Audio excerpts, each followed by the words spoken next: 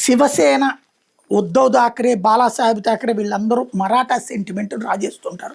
మరాఠాలే అక్కడ ఉండాలి, మరాఠా కాని వాళ్ళు అవతలకి వెళ్ళిపోవాలన్నటువంటి రచ్చతోనే అసలు బాలాసాహెబ్ థాకరే సక్సెస్ అయింది. సరే ఆ తర్వాత ఆ గొడవలు మారిన తర్వాత అందరూ బతకాల్సింది, లేకపోతే ముంబై కష్టం అన్న తర్వాత మారారు. కాకపోతే హై ప్రయారిటీ మాకే కావాలంటుంటారు.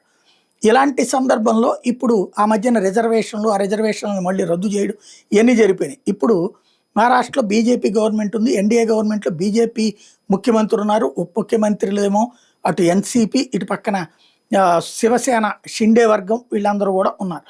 ఇప్పుడు వచ్చేటికి మహారాష్ట్ర గవర్నమెంట్ తాజాగా మరాఠా విద్యార్థులకి ఎడ్యుకేషనల్ కన్సెషన్స్ని, బెనిఫిట్స్ని అనౌన్స్ చేసింది. ఓబీసీలతో సమానంగా, ఓబీసీ రిజర్వేషన్ ఎత్తేలేదు, మళ్ళీ ఓబీసీలతో సమానంగా మరాఠా విద్యార్థులు. మళ్ళీ దీని మీద కోర్టులు రచ్చ నడిచే అవకాశం ఉంటుంది.